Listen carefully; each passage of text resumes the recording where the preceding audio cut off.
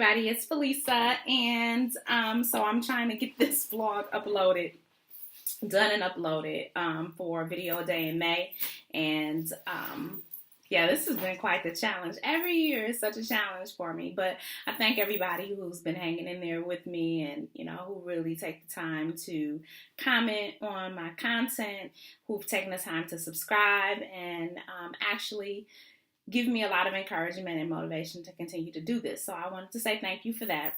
Today is, I have a disclaimer because, I'm going to wade into a couple of areas that are uncomfortable.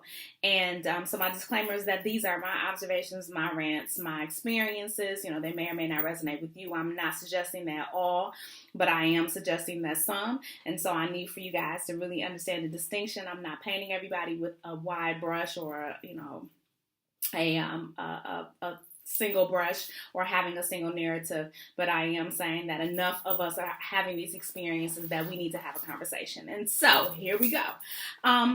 So I was talking to a girlfriend of mine today, and we were talking about just experiences in 2018 with dating and male interactions and stuff like that. And while of course I can see that neither one of us were alive in the 50s or in the 40s, and so we can't speak directly as far as experience is concerned with being women in those eras. We do have history books and things to guide us, and in both of our cases, our moms are still around, and so I glean information from her about what the landscape was, what the social landscape was, what the environment was for women during those times, and suffice it to say that many of those descriptions, I don't want none of that work, honey. So I'm glad to be alive and kicking in 2018, but that does not mean that our era is without challenges, that our era is not without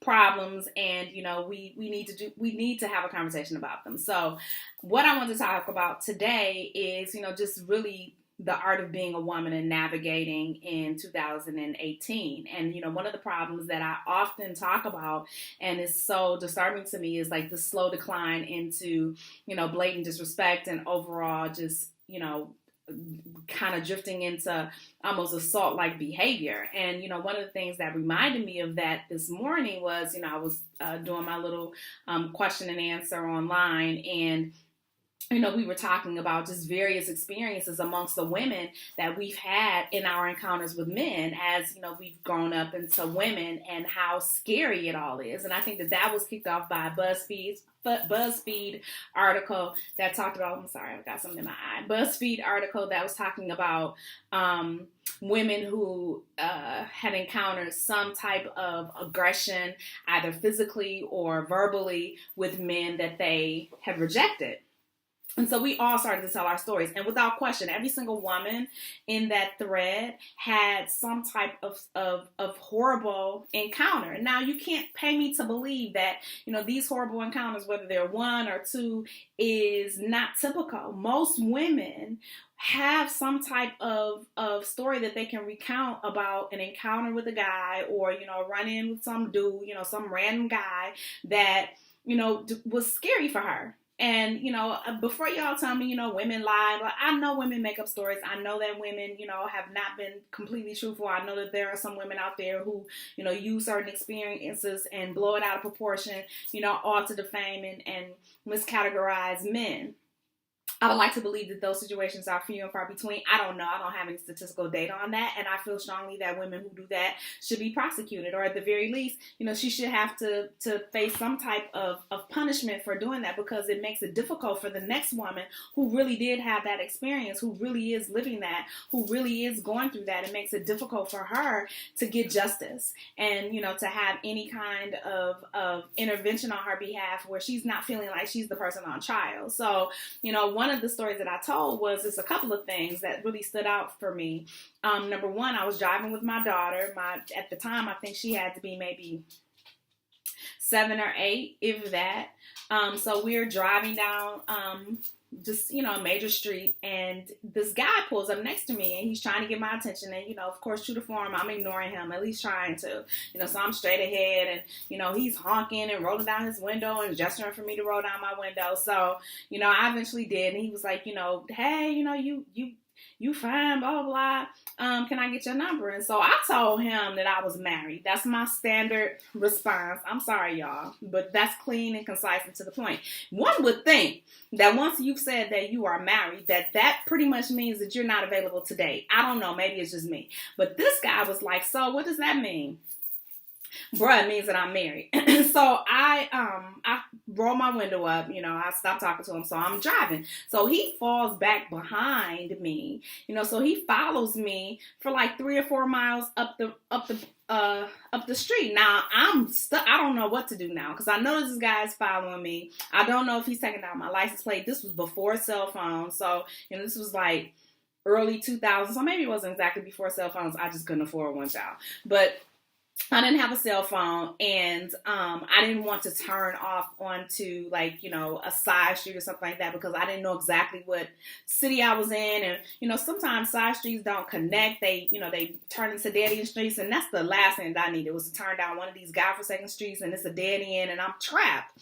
So I'm driving, and so I see a CVS, so I pull ahead. Get the idea of pulling to the CVS. I get as close to the door as I possibly could. And so I snatched my daughter out the car and I run in the store. So now I'm hiding out in the aisles. I don't know what I wasn't thinking anything. Just like, get out the car, get out the way. So I'm thinking, that this guy is gone. I spent maybe 10 minutes in there. This fool comes around the corner. Like, just randomly pops up in the aisle. Hey, I was trying to get your attention, blah, blah, blah, blah, blah. And I'm like, sir, I told you that I was married. I don't understand why you're following me. Like, I literally had to get the attention of the employees for them to make him leave. I'm like, this is not appropriate. It's just, I had some choice words I did, because now you're putting me on edge. I spent maybe another 10 minutes in the store. I wanted to make sure that he was gone. I asked the security guy if he would please walk me out to my car. I mean, I could not get off of that side of town fast enough. I really couldn't. But I was so shaken. I just couldn't believe that this guy actually followed me into a store, like into a public place. Another story was, I was out, this happened actually about 2 or 3 years ago. I was out with a girlfriend of mine. We were out for my birthday, and we met at a local, it's not like a club or anything. It's like a bar. So it's like a bar restaurant, but it's been downtown for the longest, like ever since I was in high school. So it's like a staple of downtown. And so usually what happens is that, they have like the after work get together. And so you have all of these corporations and businesses and things that are downtown. Their people go over there. And for the most part, it's mostly professional people. Usually they're still in their work clothes. So they're, slacks, dresses, whatever. So I'm like, yeah, I'll go. And so we go, we're hanging out. And so the way that this place is designed is just like awful. So you walk in, it's like it's almost like a tunnel. And so the bar sits right in the middle of the room. And so over here is some seating, over here is some seating. Up at the front is like a band that was playing, but then they had like a DJ in the back. It was just too much going on. So anyway, we found a table, and I'm talking to my friend. So now imagine that this is the wall. So, I'm talking to my friend, and this guy comes over, bends down, his forehead is here. So his mouth is literally at my ear, and he's talking to me. And so he's like, I don't know, how you supposed to find somebody if you don't dance, blah, blah. Like, this was the first question out the gate. I was so confused. I did not have a conversation with this man. I did not tell him that I did not want to dance. I don't know where that came from. Only thing I could think of was that he was drunk. And so I'm like, yeah, he said, you'll never find nobody, you won't have no relationship if you don't at least give somebody a chance. I'm like, dude, I'm not out for that. So now I'm like trying to back up. He's like pressing he's going with me, and I'm up against the wall. So this made me so incredibly uncomfortable for a couple of reasons. Number one, we were in a crowded place. Like, this place was packed out, and everybody was oblivious to this happening. Like, I literally was pressed up against this wall with this guy in my ear, and it was so noisy and loud in there. If I wanted to get somebody's attention, I couldn't. And number two, I had just read about a young lady in our city, in our area, who had gone to a funeral, and she was at the repast. And some guy made some advance towards her, and she rejected him, basically told him no. And she was actually there with her husband, I think, her husband or, her boyfriend or whoever. She was there with her boo. And so, she told the guy no. And, he got mad. And when she got outside, he shot and killed her. So now this is on my mind, right? So this is like on my mental. And I'm thinking to myself, yeah, I need to go home. I have children. I'm not trying to go out like this because somebody's fragile ego. So we think about those things a lot. We have those situations in our frontal, our mind's eye, where we're encountering male fragility on a lot of different levels. And I'm not saying that women are rude, that we aren't, combative and just unnecessarily condescending. Ladies, I told y'all in the previous video, there's no reason in the world to really be nasty and mean to somebody who struck up the nerve to come and talk to you. Sometimes, just coming to talk to us is difficult and it's intimidating. And so if a man has worked up the nerve to come and talk to you and you're not interested, you can still be polite. There's no reason in the world why you have to be rude. But barring all of that, barring all of the niceties and the pleasantries or whatever, there are still men in this world who feel like they need to urkel you. There are still men who feel like they need to be as persistent as possible, despite the fact that you said no. That is creepy. That's not appropriate. It's really not, especially if you've gone out of your way to objectify and to ogle a woman, if you haven't laid your hands on her, you've groped her with your eyes. Like, I had this guy follow my daughter back into the 7-Eleven. He held the door open for her, looked back, saw her behind, and followed her in there. She was 16. Many of us have been dealing with this kind of behavior since we were children, since we started to develop. And I'm going to tell y'all, that's disgusting. I don't care what anybody says. I don't care how, what the age of consent is in any city. I don't care. If you are 25, 30 years old, hell, if you are 22 years old and all you can get and all that you can manage to get is a 15, 16-year-old, it's something wrong with you.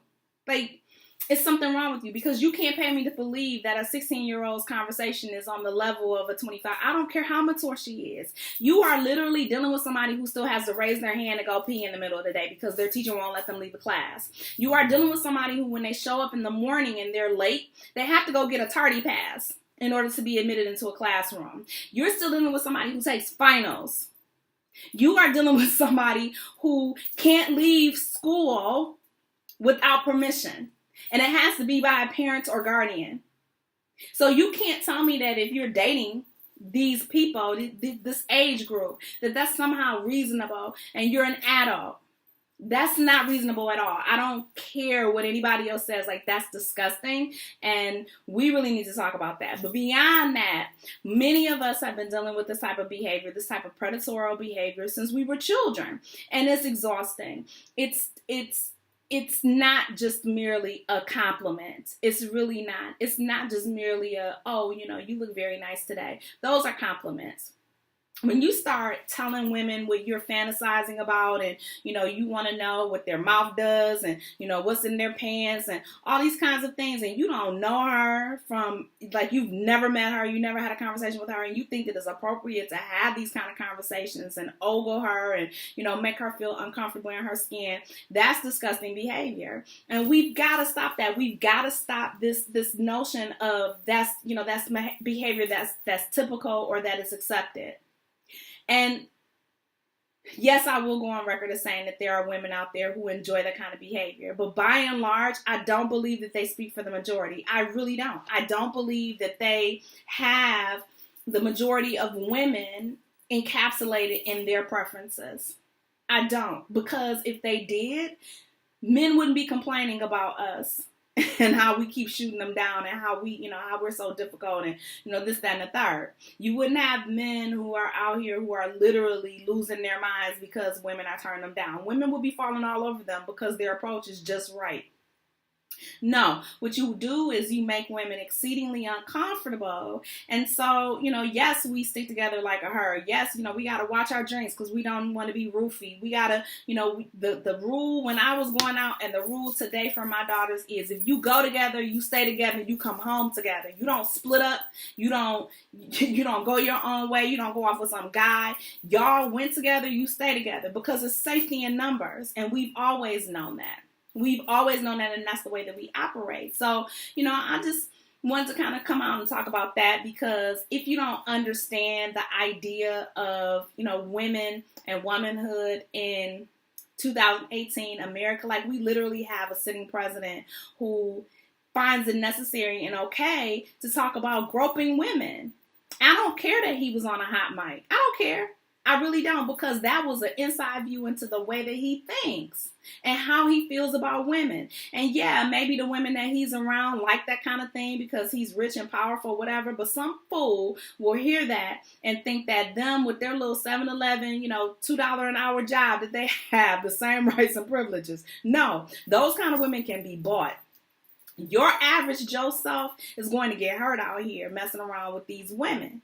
And when you find yourself locked up or on trial, you can't cry and say, oh, I didn't know, I thought she liked it. No. And this is the example that I always give. If you can understand that you don't just walk into your neighbor's garage and sit in their car and turn it on and then drive it away, then you should understand that you don't just put your hands on anybody. Why is it that we have more respect for people's properties than we do for people's bodies?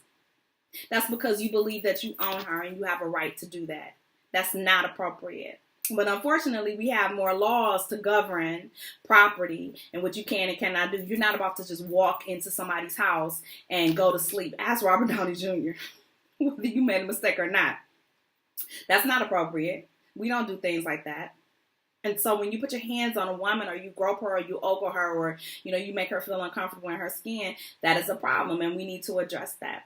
Let's talk about this subject. Do you feel like, women are just too reactionary, that, we're too uptight, that we should loosen up? Or do you feel like men are just not getting the message and they're not getting it because they don't want to get it? I'd love to have some dialogue with you.